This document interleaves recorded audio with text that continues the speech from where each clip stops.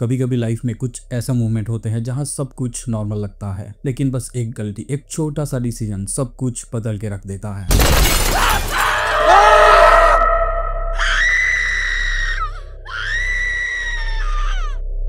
ये कहानी है अदिति और राहुल की। ये दोनों एक ही सिटी से थे, साथ में ही स्कूल किया था और वहीं से उनका प्यार शुरू हो चुका था। लेकिन स्कूल खत्म होने के बाद दोनों अलग हो जाते हैं। राहुल राजकोट में कॉलेज कर रहा था और अदिति वडोदरा में। दूरियां थी लेकिन कनेक्शन भी स्ट्रांग था। दोनों के एग्जाम खत्म हो चुके थे। दोनों ने डिसाइड किया कि अब हम मिलेंगे। लेकिन ये एक सिंपल मीटअप नहीं था। राहुल ने एक प्लान बनाया था। उसने अदिति से कहा, देखो घर जाने से पहले हम एक छोटी सी ट्रिप करते हैं। सापुतारा हिल स्टेशन पे चलते हैं। हम दोनों 3 महीने से नहीं मिले हैं, एक दूसरे को देखा तक नहीं है। अदिति पहले थोड़ा हेजिटेट करती है लेकिन वो मान जाती है, क्योंकि वो भी जानती थी कि अगर हम एक बार अपने शहर पहुंच गए तो हमारा मिलना मुश्किल हो जाएगा। क्योंकि अदिति का भाई थोड़ा अलग ही बंदा था, शॉर्ट टेम्पर्ड, पॉजिटिव और पावरफुल भी। अगर उसने अदिति को किसी लड़के के साथ देख लिया तो तूफान आ जाएगा। राहुल ने सब कुछ प्लान कर लिया था। राजकोट से स्लीपर बस बुक की और अदिति ने भी वडोदरा से वही बस ज्वाइन कर ली। उन दोनों ने डिसाइड किया कि 2 रात और 3 दिन हम सापुतारा में चिल करेंगे। राहुल का एक दोस्त था सुनील, जो राहुल के साथ ही कॉलेज में था, लेकिन वो राहुल से पहले अपने गांव यानी सापुतारा पहुंच चुका था। सुनील ने सब कुछ अरेंज कर लिया था। उसने होटल रूम अरेंज कर लिया था और कहा, भाई टेंशन मत ले, सब कुछ रेडी है, सापुतारा सेफ जगह है। लेकिन वो नहीं जानते थे कि उनका ये रोमांटिक वीकेंड उनकी जिंदगी का सबसे हॉरिफाइंग एक्सपीरियंस बनने वाला है। बस रात के 11 बजे राजकोट से निकलती है। स्लीपर कोच क्वाइट था, लाइट डिम थी। विंडो के बाहर सिर्फ डार्क हिल्स और कभी कभी ट्रक की हेडलाइट्स दिख रही थी। राहुल को बैठे हुए 3-4 घंटे हो चुके थे और वडोदरा आ चुका था। अदिति भी वहां से बस में चढ़ जाती है। राहुल और अदिति ने एक ही केबिन शेयर किया। अदिति ने अपना सर राहुल के शोल्डर पर रखा और कहा, कितना टाइम हो गया है ना राहुल। राहुल ने हल्की स्माइल के साथ कहा, हाँ बस 3 महीने हुए थे लेकिन 3 साल जैसे लग रहे थे। उसके बाद ऐसे ही बातचीत करते करते वो दोनों सो जाते हैं। लेकिन रात के बीच में कुछ अजीब हुआ। बस एक मोमेंट के लिए रुक गई। एक छोटा सा रोड साइड ढाबा था, लेकिन कोई आदमी नहीं, सिर्फ एक स्ट्रीट लाइट ब्लिंक कर रही थी। ड्राइवर बाहर गया कुछ चेक करने के लिए। तभी अदिति ने कहा, राहुल तूने सुना, कोई रो रहा है। राहुल ने ध्यान से सुना, एक हल्की से बच्चे के रोने की आवाज़। वो आवाज़ बस के नीचे से आ रही थी, पर जब उसने खिड़की से झाँक कर देखा कुछ नहीं था। ड्राइवर वापस आया, बस स्टार्ट की और वो आवाज़ भी बंद हो गई। राहुल ने सोचा कि ये इमेजिनेशन होगा, लेकिन अदिति के चेहरे पर डर क्लियर था। नेक्स्ट मॉर्निंग बस सापुतारा पहुंच गई। ठंडी हवा और हर तरह धुंध छाई हुई थी। उनका होटल एकदम सिंपल था, ओल्ड वुडन रिसोर्ट, वैली के एज पर बना हुआ। सुनील उन्हें मिलने आया और एक स्माइल के साथ बोला, welcome to heaven guys. Rahul ने मजाक में कहा, भाई हेवन में बारिश बहुत हो रही है। वो लोग अपने रूम में सेटल हुए। उन्होंने अपना सामान रूम में रखा, लेकिन रूम के अंदर एक अजीब सी स्मेल थी, जैसे पुरानी मिट्टी और गीले कपड़ों का मिक्सचर। अदिति ने कहा, यहाँ कोई पहले से रह रहा है क्या? सुनील ने कहा, नहीं यार, कल जब मैं आया तब उन लोगों ने मेरे सामने ही ये रूम साफ किया था। उन्होंने इग्नोर किया। उस दिन वो लोग कहीं घूमने नहीं गए क्योंकि वो सफर से बहुत थके हुए थे। रात हो गई थी, दोनों सो रहे थे। तभी अदिति को एक सपना आया। उसने देखा एक औरत गीले कपड़ों में उसके बेड के पास खड़ी है। उसका पेट बड़ा है, जैसे वो प्रेग्नेंट हो, और वो पार पार कह रही है, बच्चा, मेरा बच्चा। अदिति चिल्ला के उठ गई। राहुल ने उसे संभाला। राहुल ने कहा, क्या हुआ? अदिति ने राहुल को सब कुछ बताया। राहुल ने कहा, रिलैक्स बेबी, ये सब थकान की वजह से है, कल से हम ट्रिप एंजॉय करेंगे, ठीक है? लेकिन अदिति जानती थी ये कोई सपना नहीं था। नेक्स्ट मॉर्निंग फॉग पूरा हिल स्टेशन कवर कर चुका था। होटल के बाहर पेड़ों के बीच हल्की हल्की बारिश गिर रही थी। राहुल और अदिति ने डिसाइड किया, आज कैंपिंग पे चलते हैं। राहुल ने कहा, हाँ, सुनील ने बताया था कि एक जगह है जहाँ से पूरी वैली दिखती है, वहीं चलते हैं। अदिति थोड़ा हेजिटेट थी, लेकिन वो मना नहीं कर पाई। सुनील उन्हें पिक करने के लिए आया। जीप के पीछे कैंपिंग गियर था, टेंट, स्लीपिंग बैग्स और एक स्मॉल स्टोव। सुनील ने कहा, देखो भाई, सापुतारा एक सुंदर जगह है, लेकिन लोग यहाँ के थोड़ा सुपरस्टिशियस हैं। राहुल ने हंसते हुए कहा, हम वडोदरा और राजकोट में रहने वाले लोग हैं, तुम हमें डरा रहे हो? सुनील ने मुस्कुरा के कहा, रात में अगर तुम कुछ अजीब सी आवाज़ें सुनो तो रिस्पॉन्ड मत करना। राहुल समझा कि सुनील मजाक कर रहा है, लेकिन जब अदिति ने देखा, सुनील के चेहरे पर कोई हंसी नहीं थी। कैंपिंग स्पॉट एक पुरानी फॉरेस्ट क्लियरिंग थी। एक तरफ से पूरी वैली दिख रही थी और दूसरी तरफ पूरा घना जंगल था। शाम होने वाली थी और सब कुछ रेडी था। सुनील ने थर्मस से चाय निकाली और अदिति और राहुल को दी और कहा, भाई मैं बता रहा हूँ, यहाँ के लोग पुरानी कहानी में बहुत मानते हैं। राहुल ने क्यूरियोसिटी से पूछा, कैसी कहानी? सुनील ने कहा, बहुत पुरानी बात है। एक औरत थी, आउटसाइडर, प्रेग्नेंट थी उसका हस्बैंड उसे छोड़ के चला गया था, कोई नहीं जानता क्यों। वो अकेली थी और फॉरेस्ट के पास एक ओल्ड गेस्ट हाउस में रुकी थी। राहुल और अदिति ध्यान से सुन रहे थे। अदिति चुप हो चुकी थी, हवा धीरे धीरे तेज हो रही थी। सुनील ने स्टोरी को कंटिन्यू किया। एक रात उसको लेबर पेन हुआ था, बारिश बहुत थी, रोड ब्लॉक हो गए थे। गांव वाले मदद के लिए आए, लेकिन वो भी ज्यादा मदद नहीं कर पाए। सुबह जब गांव वाले पहुंचे, वो औरत मर चुकी थी और उसके पास ही एक मरा हुआ बेबी भी था। राहुल ने बोला, ये सब स्टोरीज हर हिल स्टेशन में होती ही है। सुनील ने उसकी आंखों में देखकर कहा, हो सकता है, लेकिन लोकल्स कहते हैं जो भी कपल यहाँ आता है उस औरत की रूह उन्हें मिलती ही है, क्योंकि वो सिर्फ एक चीज चाहती है कि कोई उसके बच्चे का नाम ले। फायर क्रैकिंग साउंड के बीच एक पल सब कुछ साइलेंस हो गया। अदिति ने अपना कप नीचे रखा। उसने धीरे से राहुल से कहा, कल रात मैंने शायद उसी वुमेन को अपने सपने में देखा था। सुनील और राहुल दोनों ने एक दूसरे को देखा। राहुल ने कहा, कोइंसिडेंस होगा। सुनील एकदम चुप रहा। शाम पूरी रात में बदल चुकी थी। फायर पिट के आसपास तीनों बैठे हुए थे। राहुल अपने JBL स्पीकर में गाना बजा रहा था। तभी हवा एकदम ठंडी हो गई। आग एक सेकंड के लिए फ्लिकर हुई और बुझ गई। कोई कुछ नहीं बोला, बस हवा के साथ एक हल्की सी साउंड आई, जैसे कोई औरत बोल रही हो, बच। अदिति ने तुरंत सुनील का हाथ पकड़ लिया और कहा, सुनील, यह आवाज़ कहाँ से आ रही है? सुनील ने तुरंत अपनी फ्लैशलाइट उठाई और तुरंत जंगल की ओर बीम की, लेकिन कुछ भी नहीं था, सिर्फ फॉग ही था। लेकिन टॉर्च के कॉर्नर पे कुछ मूव हुआ, एक शेप, कुछ सेकंड के लिए, जैसे कोई गीला कपड़ा हवा में हिल रहा हो। राहुल ने कहा, बस बस टेंशन मत लो, कुछ नहीं है। पर उसके वर्ड्स भी सेक ही थे। रात के 2 बजे के आसपास सब टेंट में सो गए, लेकिन अदिति सो नहीं पा रही थी। उसने राहुल को कहा, तुम सो रहे हो? राहुल ने आंखें बंद करते हुए कहा, हाँ। अदिति ने टेंट के बाहर कुछ सुना, फुटस्टेप्स, स्लो ड्रैगिंग, जैसे कोई बेयरफुट के साथ मिट्टी में चल रहा हो। फिर एक छोटे से बच्चे की रोने की आवाज आई, सॉफ्ट एंड कंटिन्यूअस। अदिति ने तुरंत राहुल को उठाया। राहुल उठो, प्लीज लिसन। राहुल ने टॉर्च ऑन की और टेंट का जिप खोला और बाहर टॉर्च मारी। उन्होंने देखा चारों ओर फॉग ही फॉग, लेकिन जब उन्होंने नीचे देखा, टेंट के पास की मिट्टी में एक छोटे बच्चों के पैरों के निशान थे। अदिति ऑलमोस्ट रो पड़ी। तुम घबराओ मत, शायद कोई एनिमल होगा। सुनील ने पीछे से कहा, एनिमल्स ह्यूमन फुटप्रिंट्स नहीं बनाते। सब साइलेंट हो गए, सब लोग डर चुके थे। नेक्स्ट मॉर्निंग जब उन्होंने टेंट के पास अपना ब्रेकफास्ट बनाना शुरू किया, राहुल ने देखा कि एक पेड़ पर एक कपड़ा लटका हुआ है, एक छोटी सी रेड क्लॉथ स्ट्रिप, जैसे कोई बच्चे का कपड़ा हो, लेकिन वो पुराना नहीं था, नया था, और उस कपड़े पे सूखा हुआ खून था। राहुल ने तुरंत सुनील को बुलाया। सुनील ने देखकर कहा, ये यहाँ पहले नहीं था। अदिति के आंखों में आंसू आ गए। उसने बोला, मैं यहाँ से जाना चाहती हूँ। राहुल ने कहा, बस एक और रात, कल सुबह हम होटल चले जाएंगे। पर उस रात तक वो लोग समझ चुके थे, जिसे वो लोग स्टोरी कह रहे थे वो कोई स्टोरी नहीं थी। अगली सुबह वो लोग वापस होटल आ गए। अदिति अब बिल्कुल चुप हो चुकी थी। सुनील ने कुछ नहीं बोला, सिर्फ एक लाइन कह दी, मैं आज रात यहाँ नहीं रुकूंगा, मुझे कुछ अजीब लग रहा है। राहुल ने कहा, भाई तू भी कुछ ज़्यादा ही हॉरर मूवी देख रहा है। लेकिन अंदर से राहुल भी डरा हुआ था। वो लोग रूम पे पहुंचते हैं। रूम सेम था, लेकिन अब कुछ अलग लग रहा था। कर्टन्स हिल रहे थे बिना हवा के। कॉर्नर पे रखा लैंप ब्लिंक कर रहा था, जैसे कोई फ्रीक्वेंसी डिस्टर्ब हो रही हो। अदिति ने अपना बैग रखा और बालकनी में चली गई। उसने देखा वैली के नीचे फॉग पूरी सिटी को कवर कर रही थी, पर एक कॉर्नर में एक छोटी सी वाइट फिगर दिख रही थी, बिल्कुल स्टिल। और अदिति जैसे ही ब्लिंक करती है वो फिगर गायब हो जाती है। शाम तक सब कुछ नॉर्मल लग रहा था। सुनील गांव चला गया था। उसने कहा था कि सुबह मिलेंगे। राहुल और अदिति ने डिसाइड किया, चलो डिनर करते हैं, कल सुबह चेकआउट कर लेंगे। डिनर करने के बाद वो अपने रूम में आए। लाइट डिम थी। अदिति ने कहा, मैं वॉशरूम जा रही हूँ। राहुल अपना फोन स्क्रॉल करने लगा। कुछ सेकंड बाद एक साउंड आई, टैप टैप टैप, जैसे कि कुछ पानी की बूंदें फर्श पर गिर रही हो। राहुल ने कहा, अदिति तुमने टैप खुला छोड़ दिया है क्या? लेकिन कोई रिप्लाई नहीं आया। राहुल उठ कर गया और वॉशरूम का डोर नॉक किया। अंदर से एक हल्की सी की आवाज आई। राहुल ने हैंडल घुमा कर देखा, बाथरूम लॉक था। राहुल ने कहा, चलो जल्दी आओ अदिति। फिर उसने सुना बाथरूम के अंदर से किसी बेबी की रोने की आवाज आ रही है, थोड़े से डिस्टेंस से, लेकिन एकदम क्लियर। राहुल फ्रीज हो चुका था। उसने जोर से वॉशरूम के दरवाजे पे नॉक किया। अदिति तुम ठीक हो? अदिति ने अंदर से कहा, मैं अभी आई। राहुल ने देखा डोर के नीचे से पानी निकल रहा था और वो पानी रेड कलर का था।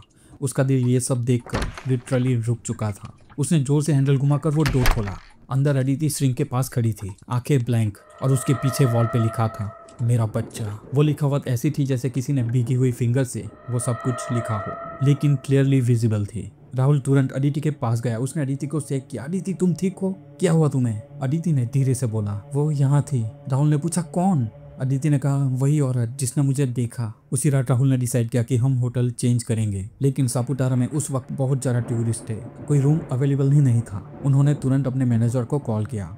मैनेजर ने कहा सर ये रूम पुरानी विंग में है, सिंगल इशू होते हैं पर सेफ है। राहुल ने कहा सेफ? यहाँ कोई औरत घोस्ट बन के घूम रही है। मैनेजर ने ऑकवर्ड साइलेंस में कहा सर प्लीज़ रूम मत छोड़िए अभी रात में, हम मॉर्निंग में आपके लिए अरेंज कर देंगे। राहुल ने फ़ोन रखा। अदिति साइलेंटली कॉर्नर में बैठी हुई थी। राहुल के फ़ोन पे एक अननोन नंबर से मैसेज आया। उसमें सिर्फ एक सिंगल लाइन में लिखा हुआ था don't go she hasn't finished. Rahul ने वो मैसेज देखा और जैसे ही ब्लिंक किया वो मैसेज डिलीट हो चुका था। रात के 2:30 बजे रूम एकदम साइलेंट था। राहुल ने आँख खोली और बालकनी की ओर देखा। बालकनी का डोर खुला हुआ था, कर्टन्स हवा में उड़ रही थी। उसने बालकनी में देखा तो अदिति वहीं खड़ी थी, बालकनी में खड़ी थी, white night dress, open hair. Rahul ने कहा अदिति क्या कर रही हो? अदिति ने स्लोली उसकी तरफ देखा और उसकी आंखें पूरी तरह ब्लैक थी। राहुल तुरंत भाग के उसके पास गया और कहा तुम्हें क्या हो गया है?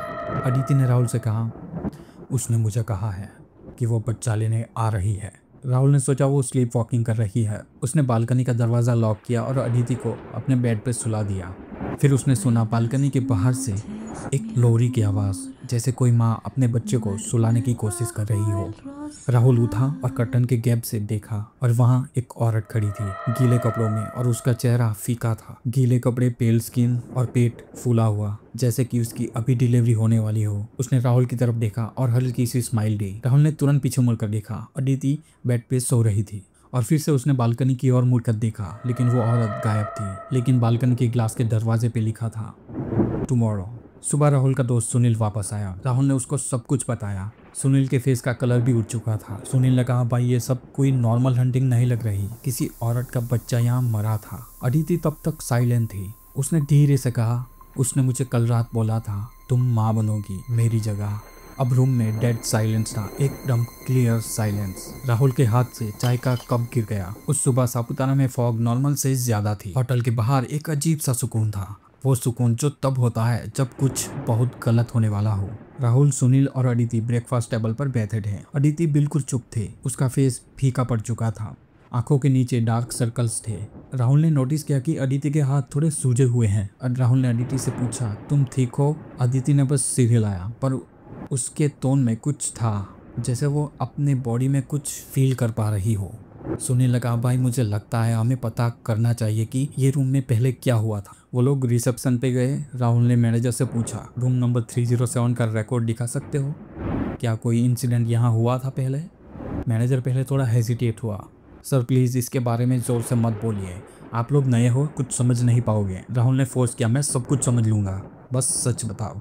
मैनेजर ने जोर से सांस ली और एक ओल्ड फाइल निकाली। उस फाइल पे धूल जम चुकी थी। उसने उस फाइल को खोला। एक न्यूज़पेपर क्लिपिंग अंदर थी। हेडलाइन थी pregnant women found dead in hotel room, baby missing. Rahul का ब्लड फ्रीज हो गया। आर्टिकल छोटा था, 1998 का। उसमें लिखा था 27 year old women name Meena was found dead after failed childbirth. Local claims she was traveling alone. Her infant was never found. Case closed as a natural death. Aditi ने न्यूज़पेपर अपने हाथ में लिया। उसने आर्टिकल के कॉर्नर पे एक हैंड राइटन लाइन लिखी, मेरा बच्चा जिंदा है। उसकी बॉडी सिवर कर गई। सुनील ने बोला यार ये वही वुमन है जिसके बारे में लोकल्स बात करते हैं। राहुल ने बोला लेकिन ये बेबी मिसिंग, मतलब क्या वो बच्चा? अदिति ने रुक कर कहा क्या वो यहाँ वापस आते हैं? उस रात राहुल ने डिसाइड किया कि हम सब कुछ रिकॉर्ड करेंगे। उसने अपना एक ओल्ड पुराना कैमरा सेट किया, इस तरह सेट किया कि पूरा रूम भी दिखे और पूरी बालकनी भी दिखे, और अदिति को बोला जो भी हो प्रूफ चाहिए। सुनील ने कहा ये आइडिया मुझे पसंद नहीं आ रहा, पर राहुल ने ये सब कुछ इग्नोर किया। रात होती गई, बारिश भी स्टार्ट हो चुकी थी और जैसे ही रात के 3:03 हुए कैमरा ऑटोमेटिकली ऑन हो गया। राहुल और अदिति सो रहे थे। सुनील बालकनी में चेयर पे बैठा हुआ था और एक सडन नॉक हुआ, ठक ठक ठक। राहुल भी तुरंत उठ गया और सीधे उठकर दरवाजे की ओर गया और स्पाई होल से देखा, लेकिन बाहर कोई नहीं था। अदिति नींद में बड़बड़ाई, राहुल उसने कहा था ना टुमारो। और उसी सेकंड बच्चे की रोने की आवाज़ आई, बहुत ही क्लोज और रूम के अंदर से ही। राहुल ने फ्लैशलाइट उठाई। वो आवाज़ बेड के नीचे से आ रही थी। उसने धीरे से चादर उठाई और वहाँ एक छोटी बेबी का ब्लैंकेट रखा हुआ था, भीगा हुआ रेड ब्लड स्टेन के साथ। राहुल ने फ्लैशलाइट गिरा दी। अदिति ने देखा और चिल्लाई, राहुल वो यहाँ है। मिरर के अंदर एक प्रेग्नेंट वुमेन का रिफ्लेक्शन खड़ा था, लेकिन रूम में कोई नहीं था। मिरर के अंदर वो औरत अपने पेट को पकड़कर चिल्ला रही थी, मिरर क्रैक होने लगा। राहुल ने कैमरा उठाया, सब कुछ रिकॉर्ड हो रहा था। मिरर कंप्लीटली टूट चुका था और एक कोल्ड ब्लास्ट रूम में हुआ। पर्दे ऊपर उड़ गए, लाइट्स फ्लिकर करने लगी। अदिति की बॉडी में एक सडनली मूवमेंट हुआ, उसने अपना पेट पकड़ लिया पेन की वजह से। राहुल ने बोला, व्हाट द हेल, तुम प्रेग्नेंट नहीं हो, ये क्या हो रहा है? अदिति फ्लोर पर गिर गई। उसने चोक करते हुए बोला, उसने कहा है मैं तुझ में जन्म लूंगी। राहुल तुरंत चिल्लाया, अदिति। राहुल का कैमरा अभी ये सब कुछ रिकॉर्ड कर रहा था। स्क्रीन पे एक शेप मूव हुआ, एक काली औरत जमीन से धीरे धीरे ऊपर उठी, फिर अदिति के ऊपर झुककर लीन हो गई। लाइट एकदम वाइट फ्लैश हुई और सब कुछ ब्लैक हो गया। सुबह मैनेजर ने रूम का दरवाजा नॉक किया, लेकिन कोई रिस्पॉन्स नहीं। स्टाफ ने स्पेयर की से दरवाजा खोला और अदिति बेड पर पड़ी थी। फिर डॉक्टर को बुलाया गया। अदिति जिंदा थी पर कोमा में चली गई थी। जब राहुल को उठाया गया, वो बार बार कह रहा था, उसने बच्चा ले लिया, उसने बच्चा ले लिया। पुलिस ने उस कैमरे को अपने कब्जे में लिया। कैमरा में कैप्चर हुई फुटेज थोड़ी ब्लरी थी। उस कैमरा में दिख रहा था कि 3:03 पर एक औरत डोरवे में खड़ी है और उसका रिफ्लेक्शन अलग डायरेक्शन में मूव करता है। लेकिन इन सब में सुनील कहाँ है? सुनील गायब हो गया। किसी ने उसे सापुतारा में दोबारा नहीं देखा। उस होटल को कुछ समय बाद परमानेंटली बंद कर दिया गया। और लोकल कहते हैं, अगर 3:03 पर सापुतारा के पुराने रिसोर्ट के पास से गुजरें तो तुम्हें एक बच्चे की रोने की आवाज़ सुनाई देती है। और कभी कभी एक औरत भी दिखाई देती है, एक बच्चे को अपने हाथ में लिए हुए, और धीरे धीरे से कहती है, अब मेरा बच्चा मिल गया। अब कहानी फाइनल मोमेंट पे आती है कि आखिर ये सब कुछ हो क्या रहा था। अब सब कुछ सामने आता है, एक सच्चाई जो एकदम लॉजिक से बाहर होती है। तो चलिए जानते हैं। अदिति को हॉस्पिटल ले जाया गया। हॉस्पिटल का रूम एकदम वाइट था, आर्टिफिशियल लाइट, एंटीसेप्टिक स्मेल और एकदम साइलेंट। अदिति कोमा में थी, उसके फेस पर ऑक्सीजन मास्क लगाया गया। राहुल अदिति के पास ही बैठा था। ऐसे ही 3 दिन बीत जाते हैं। अदिति हिल तक नहीं रही थी। डॉक्टर्स भी कंफ्यूज थे। डॉक्टर्स ने कहा उसके वाइटल स्टेबल हैं, पर ब्रेन में एक पैटर्न एक्टिविटी दिख रही है, जैसे कोई अजीब सा ड्रीम चल रहा हो। राहुल उसके पास दिन रात बैठा रहा। उसने कहा, अदिति मैं यहीं हूँ, प्लीज वापस आ जाओ। और एक रात अदिति के लिप्स मूव हुए, बहुत ही स्लो, बैरली ऑडिबल। उसने कहा, मैं माँ बन गई। राहुल ने तुरंत डॉक्टर्स को बुलाया, लेकिन जब डॉक्टर्स आए अदिति फिर साइलेंट हो गई थी। 2 दिन बाद राहुल ने पुलिस को कॉल किया। कैमरा फुटेज फाइनली रिकवर हो चुका था। राहुल ने सोचा अब सारी मिस्ट्री सामने आएगी, पर जो उन्होंने देखा उसने सब कुछ बदल के रख दिया। फुटेज स्टार्ट होती है 3 AM पे। कैमरा होटल के कॉर्नर पे माउंटेड था। राहुल और अदिति सो रहे थे। फिर 3:03 पर उनके कमरे का डोर खुलता है अपने आप, लेकिन अंदर कोई भी नहीं आता। पर रूम के अंदर का एयर प्रेशर चेंज होता है, पर्दे हिलते हैं और राहुल और अदिति जिस बेड पर सो रहे थे उसके पास एक फेंट ब्लर फिगर दिखाई देती है, जैसे कि वेट फॉग। कैमरा थोड़ा ग्लिच करता है और तब एक चेहरा क्लियरली विजिबल होता है। एक औरत, सेम भीगे बाल, फीका चेहरा और पेट पे एक डार्क ब्लड पैच। लेकिन जब वो कैमरा जूम करते हैं वो देखते हैं कि उस औरत का face same to same Aditi जैसा था। राहुल ने पॉज किया और फ्रेम बाय फ्रेम देखा और उसने कहा, हाँ ये औरत तो अदिति जैसी दिख रही है, जैसे कि उसका कोई डुप्लीकेट हो। ये क्या कोई उसका रिफ्लेक्शन है जो उसके अंदर से निकल रहा है? पुलिस ने कहा कि सर ये कोई विजुअल ग्लिच होगा, पर राहुल जानता था कि ये कोई ग्लिच नहीं था। उसने कैमरा रिवाइंड किया और उसने एक फ्रेम देखा जो पहले किसी ने नोटिस नहीं किया था। वीडियो के लास्ट 5 सेकंड में जब कैमरा की लाइट बंद हो जाती है, एक शैडो वॉल पे लिखती है, तुम मेरी कहानी पूरी करने आई थी। और उस लाइन के नीचे एक सिग्नेचर था, मीना, वही औरत जो 1998 में मरी थी। राहुल ने उस औरत का पूरा पास खोलने का ट्राई किया। पुलिस आर्काइव्स में एक शॉकिंग डिटेल मिली। मीना नाम की जो औरत मर गई थी उसके फाइल में एक इमरजेंसी कॉन्टैक्ट लिखा था। Emergency contact R Patel, address Vapi, Gujarat. और राहुल का सरनेम भी पटेल ही था और उसके ग्रैंडफादर का एड्रेस भी सेम। राहुल के हाथ से फाइल गिर गई क्योंकि मीना उसके दादा की पहली वाइफ थी जो कई सालों पहले घर छोड़कर चली गई थी और वो प्रेग्नेंट भी थी। राहुल लिटरली फ्रीज हो गया। That meant the ghost wasn't random. वो उन्हीं के फैमिली का हिस्सा थी। राहुल तुरंत हॉस्पिटल गया और अदिति के पास जाकर बैठ गया। उसने अदिति से कहा, वो औरत मेरे फैमिली का हिस्सा थी, इसलिए वो तुमसे कनेक्ट हुई। और अदिति ने आँख खोली, उसकी आंखें ब्लैंक थी और बस उसने एक लाइन बोली, मुझे उनका बच्चा दिख रहा है। राहुल का दिल तेजी से धड़कने लगा। अदिति ने अपना हाथ अपने पेट पे रखा और उसके अंदर स्किन में कुछ मूव हुआ, जैसे बेबी क्लिक कर रहा हो। राहुल पीछे हटा और जोर से चिल्लाया। डॉक्टर्स आए और अल्ट्रासाउंड चेक किया गया।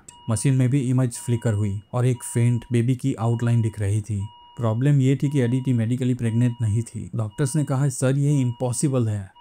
और राहुल ने जब स्क्रीन देखी उसके होश उड़ गए। अब तो बेबी के फेस के फीचर भी क्लियर हुए। उस रात राहुल ने एक और नाइटमेयर देखा।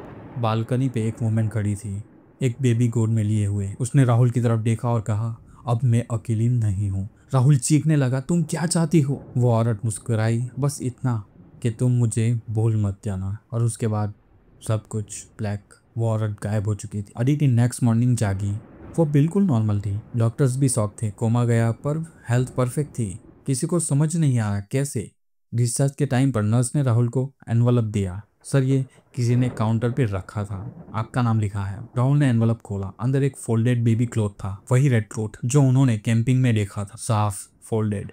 और उसके अंदर लिखा था, धन्यवाद बेटा। राहुल ने वो क्लोथ साइलेंटली अपने पॉकेट में डाल लिया। उसने बालकनी के बाहर देखा। आसमान क्लियर था, फॉग भी नहीं था।